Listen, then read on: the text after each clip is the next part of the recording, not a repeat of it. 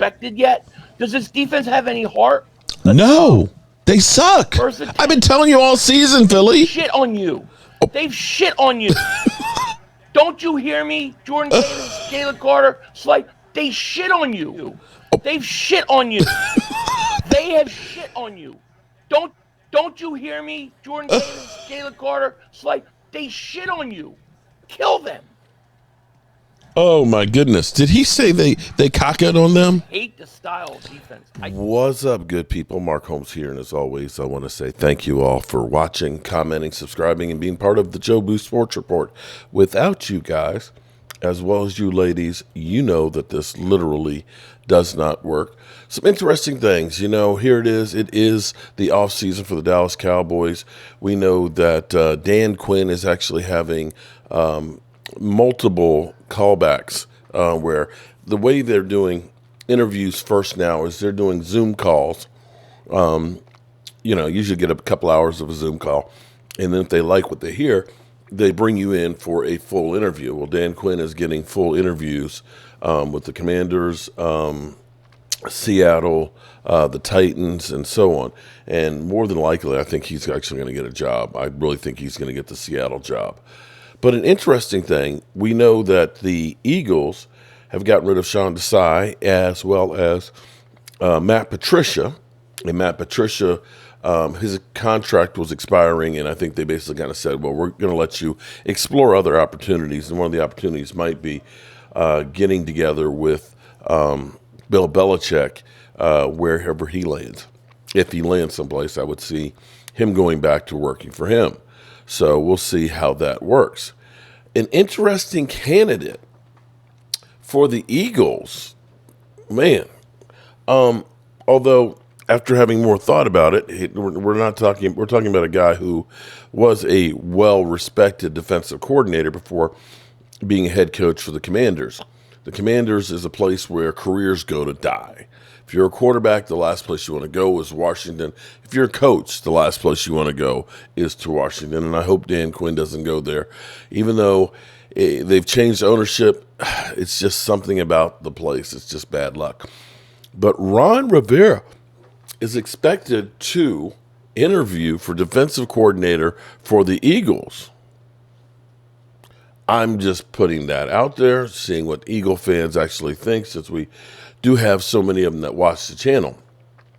Another interesting piece here, and this goes back to what I said about a year ago, when Eagle fans were saying that Jalen Hurts is great, that Jalen Hurts, that every year that team is going to be a Super Bowl contender, that Jalen Hurts is the best young quarterback in the NFL, and that he is great, and got the contract to go with it. And I said, hypothetically, what if that one season was lightning in a bottle, and that because all of the picks that Howie Roseman put together, that great offensive line, the strong running game that they had, the great wide receivers, great tight end, health happening on the team, as Micah Parsons put it, and he was right, what if it's not just Jalen Hurts? It's the team around him that's helping to carry him there. It's not to say that he isn't a good quarterback, don't get me wrong. But he didn't face the adversity at all. When you lose your starting offensive lineman, or you lose your running back, or your wide receivers, or you don't have those people, are you still that guy? Well, people thought he was that guy. Some people still think he's that guy, although Eagle fans are now questioning it. We've heard Jalen Wentz, which is interesting that we bring up Wentz. It was rumored that Wentz did not talk to his coach for months, that he did not communicate with him at all and was not approachable in the locker room, was a bit of a diva. You know what they always say, that that history repeats itself? And it seems that what a lot of people are saying about Jalen Hurts now is he's not approachable, that he's aloof and kind of a prima donna. The media will say the way he is in press conferences, where he is a certain, kind of down talking voice and so on, and doesn't like to answer questions, and that his teammates are not quite happy with him.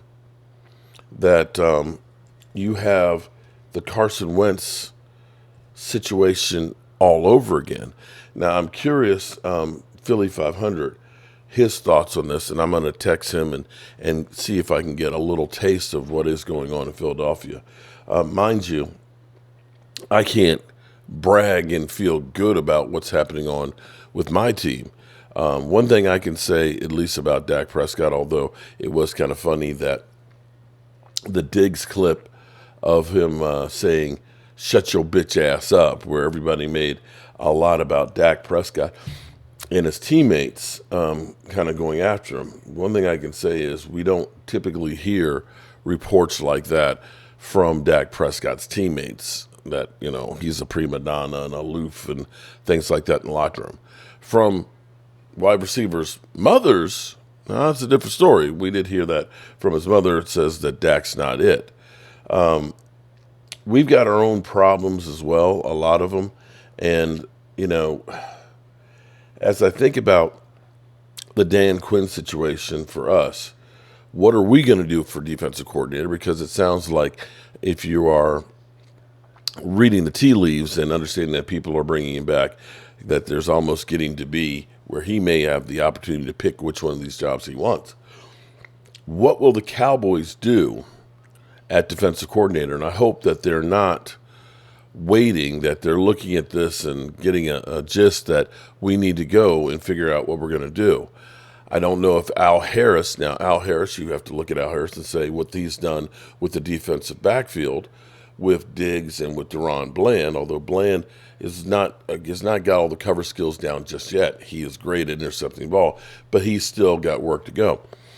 If he becomes the defensive coordinator, which keeps the same philosophy, or if Joe Witt is elevated, who is the passing game coordinator there, if he becomes it, or if the Cowboys look from outside of the organization.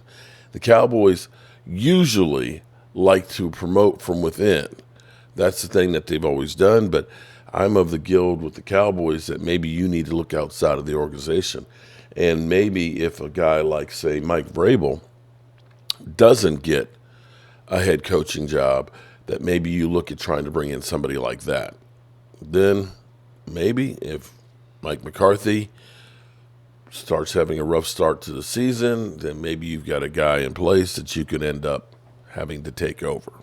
Just a thought out there. Just a thought. All right, good people. I hope you're having a good day. Hope to see you guys at 9 o'clock Eastern. We'll be doing our live stream.